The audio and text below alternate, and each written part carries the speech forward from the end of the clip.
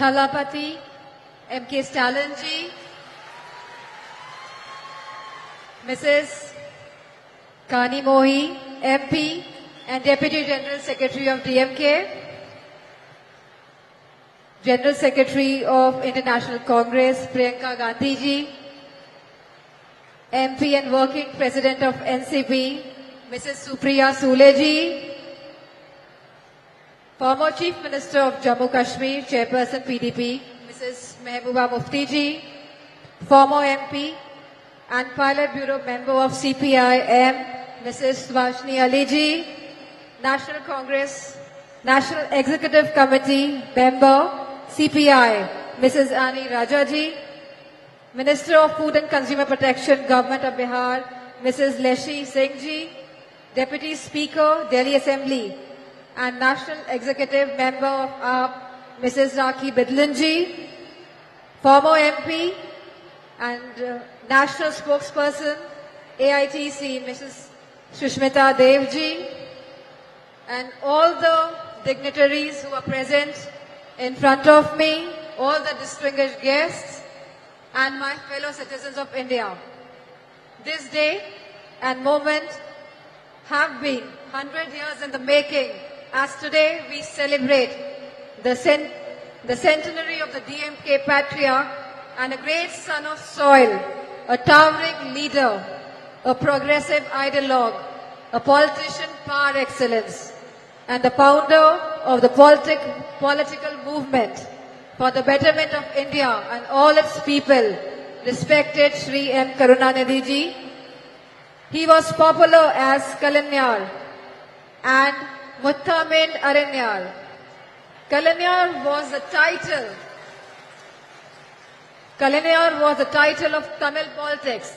His life was marked by a relentless struggle for social justice and the empowerment of the marginalized communities, minorities, OBC, SC/STs, and especially women.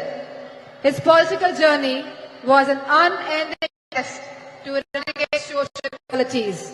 He championed the cause for women's rights, advocating for gender equality in a deeply patriarchal society.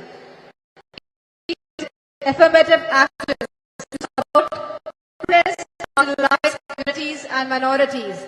He was a great advocate of increased state autonomy and accountability in the Indian federal structure.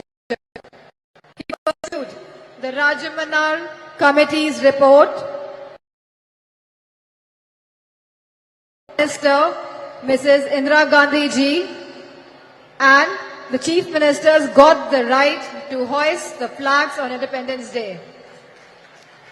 Kalanar's life was dedicated to the pursuit of social justice, an endeavor that remains even more relevant and inspiring today. His vision was rooted in the principles of equality, fairness, and inclusivity. He believed that society could only prosper when every citizen, regardless of their background, was given equal opportunities to thrive. Under his leadership, the DMK pioneered several progressive policies that aimed to uplift the marginalized and oppressed sections of the society. His government increased the reservation for backward classes from 25 to 31% and from 16 to 18% for SC/STs, established the first ministry for the welfare of the backward class.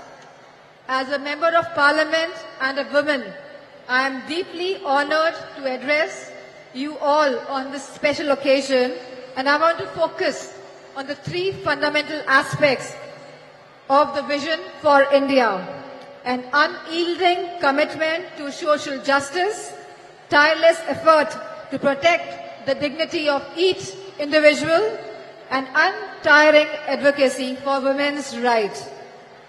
Samajwadi Party remains committed to these ideals as we cherish and uphold an unwavering commitment to protecting the respect and dignity of every individual. In a diverse India, the protection of regional, social, cultural, and linguistic identities is of paramount importance as it is the integral to the identity and pride of each and every individual. Leadership in this regard is not about exclusion, but rather about pluralism and diversity. Celebrating the unique cultural tapestry that is India. Now I turn my attention to the third crucial aspect of our vision, a deep sense of commitment to women's rights. We all must be a true feminist today, advocating for gender equality, women's education and upliftment, policies that have always been advocated and implemented by the Samajwadi Party in Uttar Pradesh, found home and expression in Tamil Nadu under Kalainar. He raised girls' marriageable age, provided women one-third reservations in the government jobs, local body elections, property rights, subsidized loans, financial assistance to widows, marriage, intercaste marriages, self-help groups, vocational training programs, free power and gas connections, and rice at ₹1, and many much policies. We must recognize that women's economic empowerment is not only a matter of individual dignity, but also a path towards overall society